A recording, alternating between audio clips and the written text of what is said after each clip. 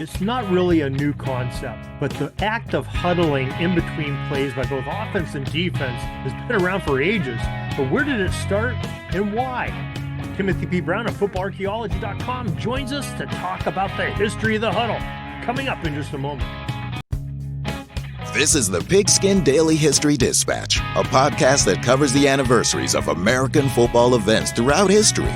Your host, Darren Hayes, is podcasting from America's North Shore to bring you the memories of the gridiron, one day at a time. Hello, my football friends. This is Darren Hayes of PigskinDispatch.com. Welcome once again to the Pig Pen, your portal to positive football history, and welcome to another date with footballarchaeology.com's Timothy P. Brown. Tim, welcome back to the Pig Pen. Hey, Darren, look forward to chatting about huddling today. Huddling. Okay. I hope you didn't say cuddling, because No. that wouldn't be very appropriate for football. I like cuddling, just you're probably not the guy I want to do it with. I don't blame you. You may have different thoughts, but you're not my first choice either. So we agree on something tonight. That's great. So, yeah, Tim, you have a title that you had out back about a little over a year ago called "Gather Round, Boys: A History of Huddling" in one of your tidbits. And boy, we'd really like to hear the history of this application in football. Yeah, so I actually, sometimes you look back and I hadn't looked at this tidbit for a while. And I realized this was one of my favorite tidbits. Part of it is I really like the stories where you kind of figure out how something developed, and the function it serves today is not the function it served when it first came about. And so huddling's a classic example of that. The other is just that it was one of those tidbits where, while we can't get anybody to see the images that were in the tidbit, or that are in the tidbit, I would just encourage people to go out and take a look at it, because it's just one where I was able to find some great images of the different types of huddles. So huddling, there's the first huddling that people have been able to identify was, Gallaudet College in Washington, D.C. It's a, college for the people, hearing impairments. And so, they actually, they used to go up, this is back in the time before teams huddled. They would come up to the line of scrimmage, and the quarterback or a captain, somebody on the team, would yell out signals. So, you read all the time in the old newspapers about signals. And it's kind of like audibles, but essentially, what teams did is that they had just like a sequential list of numbers for all their plays. And, whereas, like, I don't know, it used to be like, if it ended in an even number, it was a play to the right, or if it was odd, it was a play to the left. And, sometimes the first number told you, a 42 meant that it was going to go to the left halfback or the right halfback or whatever. There were different kind of systems that made sense. But back early on, it was either just a random string of words, or it was just a sequence of numbers. So if you were a player, you had to know that what you did on an 83, because that's all you heard. Now, they would hide those numbers in the signaling. They'd like do a string of 4 numbers or something, and one of them was a code saying the next number is the one that is actually the play. So anyways, that's kind of the way it worked.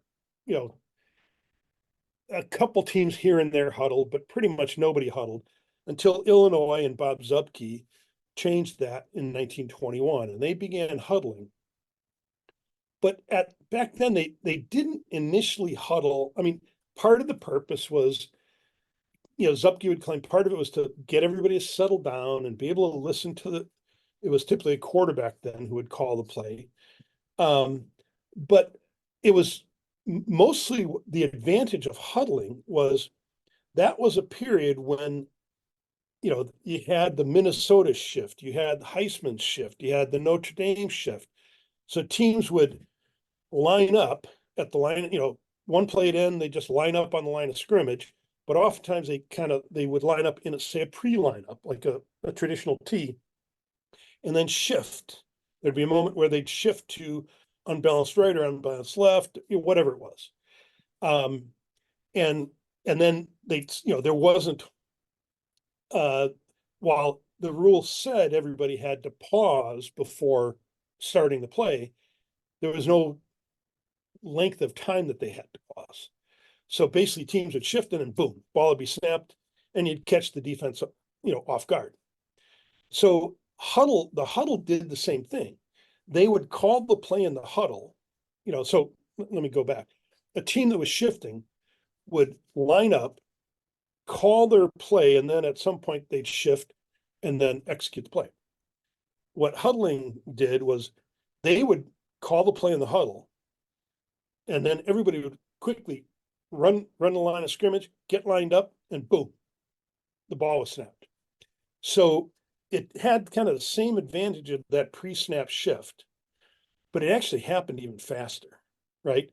And the defense couldn't react, they just couldn't shift quick anywhere near as quickly as the offense, could line up.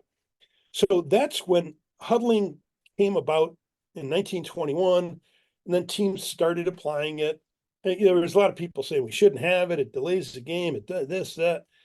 But ultimately, it proved effective, and so they started using it. And in like 26 or so, they implemented a rule that said you had to pause for at least 1 full second after the shift or after coming out of the huddle. So then that kind of calmed things down a bit. But then to me, one of the fun things and where these images come into play is that, best as I can, that I could kind of figure out, there were like 3 or 4 different styles of huddling. So there was the first huddles were almost all what people called a closed, a circular, a ring, or an oval huddle. So that was where everybody kind of forms a ring.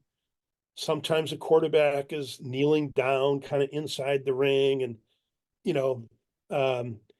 the linemen tended to be in the front, closest to the, facing away from, but closest to the line of scrimmage.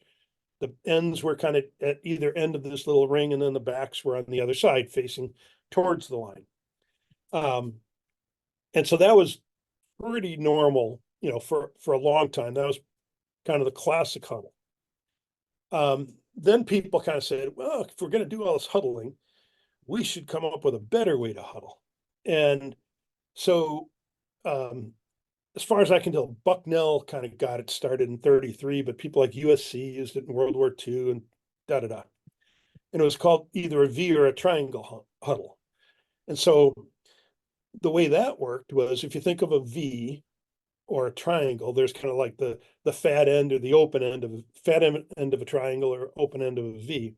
And so what they do is they'd have the quarterback at the open end along with one other back. And then the rest of the folks would be in, kind of in a V shape, typically facing toward the line of scrimmage, with the quarterback and the back facing away from the line of scrimmage. And they could call the play. Most of the team could see the defense, see what they're doing. And, so that was kind of a cool way to do it. Then the next one that came along, late 40s, best as I can tell, there's a guy named Tom Nugent who was a coach at VMI, and then later he was Lee Corso's coach at Miami. And so he had what was called either the open classroom or typewriter huddle. And so that was one where, and it's very, teams still use this one, commonly today. Quarterback faces away from the line of scrimmage. Sometimes they turn it around, but he's facing away from the line of scrimmage. And then initially they'd have like the lineman facing the quarterback bent over, and then the backs and ends were facing towards the line of scrimmage, standing up, right? And now mostly, everybody stands, but that's really probably the most common huddle today, I believe. I see a lot of teams are resurging. They're doing that, but the quarterback is standing behind the linemen who are Yeah. facing the defense, which is kind of interesting. He's talking in the ear holes or something, I guess. Yeah, in some way, to me, it's always made more sense to have the quarterback facing, yeah, the defense. I mean, he's the one who's calling the play, so potentially he can spot something. But um, again, this all is based on the assumption that the quarterback is calling the plays, right? Mhm. As opposed to a coach on the sideline calling the plays. And so all these huddling things were happening when quarterbacks called the plays. And then those rules went away in the early 60s. So coaching from the sideline, that whole thing disappeared in the early 60s. And so all of a sudden, um, some people like you know, Sam, I believe it's Wyke or White. White. I don't even know how to pronounce his last name. Sam Weish. Yeah. White. So, Bengals coach in the 80s. He's really the guy who pioneered the no huddle offense. And it's just like, why do we have them huddle anymore? We'll just put them somewhere in the line of scrimmage and signal in the general formation so that they can get in the right spot, and then they can watch our signal, the baseball style signals from the sideline. And then they've used numbers, all kinds of coaches' assistants on the wrists, and the different signage that teams hold up. So you got all that stuff going on in terms of just ways to signal in plays. But big difference from the days of quarterbacks calling the plays versus the coaches calling the plays. So Yeah. now, just one other thing that I just wanted to add that I mentioned it in the tidbit, but I just this is going to make some, if there's coaches listening to the podcast, some of them are going to be angered by what I'm about to say, or just Oh, think wait a second. Coaches getting angry? yeah, it I've happens. never heard of this. Well, okay. So one of the things they used to get angry about, they used to spend all kinds of stupid practice time perfecting, was the huddle. You know, Coaches would just go nuts about, you have to stand up the right way or you have to snap out of the huddle. I know, at least in my high school conference, I remember there was a team that when they left the huddle, the linemen, so they would huddle so that like the right tackle was on the left side of the huddle, and then he would lead people out, and like the right guard would be next to him, and then so they had this like chain thing where they kind of came out in formation, and it was just a waste of damn time. And so coaches used to they used to spend all kinds of unnecessary time trying to get a really nice, neat huddle. It was like making sure your socks are pulled up or whatever. It's just like either you make the play or you don't, either you follow the play call or you don't, you execute your assignment or you don't. I don't care what you look like, you know. And I mean, thankfully, like my high school coach was a guy who was in many ways, a crusty old dude, but he didn't care what color you were, what your background was, what you wore. He just either ran fast or you didn't, you either jumped far or you didn't, and you either made the tackle or you didn't. So he didn't, concern himself much with what I consider the stupid stuff that a lot of coaches hang on to. Yeah, I had a coach, I think it must have been grade school. He was very anal. We were the old, quarterback would he after he get done calling a play, he'd say, ready, and we'd all go break and have to clap, Yeah, and break the huddle that way. And which I think a lot of teams still do. yeah, And if we didn't all clap or he couldn't hear us, like if you're in practice, he stand behind the huddle, he doesn't hear you say break. Oh my God, it was an ass chewing coming for, yeah, and probably some laps being run. So yeah, you're right, yeah. they're anal. I mean, I get, being anal, but that's just being anal about the wrong thing as far as I'm concerned. But, you know, Especially when you're in the fourth quarter in a game in August when it's like 85 degrees, and the last thing you want to do is be yelling break and clapping. You just want to, try to get through the rest of this game because you're sweating bullets and you're tired. yeah. Well, again, at least any negative comments about this will come to you that because this is on that's your podcast, not, not on my site. that's true. So, I've got a couple interesting comments from some guests that I've had over the years. Some claims, we're talking, 1921, with the, this being formalized by Zupke, which is like a few years before Red Grange played with Illinois. Interesting enough, but we have an author, Jennifer Taylor Hall, who wrote a book on Amos Alonzo's Stag, and she has some claims in her book that gives credit to Stag possibly being one of the innovators of the huddle, using it here and there, not as a formal, every play type of thing. And one I just heard recently, we had an author, Sam Hatcher, who wrote the book Heisman's First Trophy. It was about the Cumberland Georgia Tech debacle, the 222 to nothing game, where the Cumberland players were really didn't want to go up to the line any faster than they had to, so they were sort of hanging back and catching their breath, licking their wounds, whatever you want to call it, before going up. So he gave some nods to that. Just thought I'd mention some of those things, but like I said, they were not formalized huddles like you're talking that happened in the 20s. So this is like almost anything else. You know, so Amos Alonzo Stagg was an absolute coaching pioneer and stud and invented all kinds of things. He also gets credit for like 75 things that he didn't. Yeah, right. you know, and so I'm so I mean, all I can say is that I've done enough research on this stuff that I'm pretty darn confident that Zupke is the first one who used it on a regular basis. I know there was a guy named I want to say Hargis. I think I have it.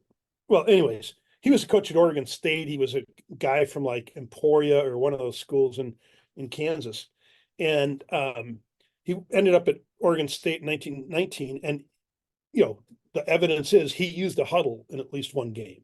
Right? There's something unique about that. So yeah, I mean, there were some people who periodically or one time or whatever used it, but in terms of really using it systematically, using it game after game, using it play after play, I mean, as far as I know, no one has any evidence of anybody other than Zupke being the first one to do that. So if somebody else has more information, hey, get a hold of me on footballarchaeology.com and I will be happy to add a postscript.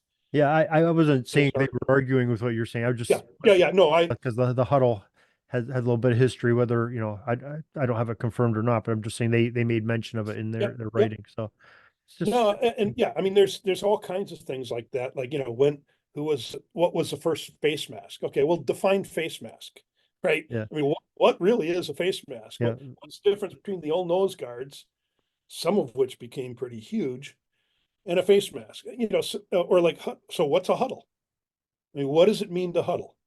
Right. So depending on how you define that, you might go, in a different direction. I'm basically using huddling the way we use it today. Right. Calling the play. You having a gathering to call the play is what. Yeah. Yeah. Okay. Well, very, very good. Interesting as always, Tim. We appreciate it. You have a lot of fascinating tidbits and pieces of information that sort of built on what we know of as football today and some of the elements of it on football archaeology. Maybe you could share with the listeners how they can find your site and what to expect. Yeah, just go to footballarchaeology.com. It's a Substack, site or newsletter. You can just go there anytime you want, but also you can subscribe. You'll get an email every time that I open or that I create a new story. There's a paid version, there's an unpaid version. You can also follow me on Twitter, on Threads, or on the Substack app. And if you're somebody like, you can follow on the Substack app, and if you're somebody who wants to follow but not get the emails, well, you'll get it that way via Substack. So kind of whatever suits your fancy, whatever works for you. All right. Well, very good. A very fascinating topic as always. And we really appreciate you coming on here and sharing with us, and love to talk to you again next week. Very good. Look forward to seeing you. That's all the football history we have today, folks. Join us back tomorrow for more of your football history. We invite you to check out our website, pigskindispatch.com, not only to see the daily football history, but to experience positive football with our many articles on the good people of the game, as well as our own football comic strip, Cleat Marks Comics. Pigskindispatch.com is also on social media outlets, Facebook, Twitter, Instagram, and don't forget the Pigskin Dispatch YouTube channel to get all of your positive football news and history. Special thanks to the talents of Mike and Gene Monroe, as well as Jason Neff for letting us use their music during our podcast. This podcast is part of the Sports History Network, your headquarters for the yesteryear of your favorite sport. You can learn more at sportshistorynetwork.com.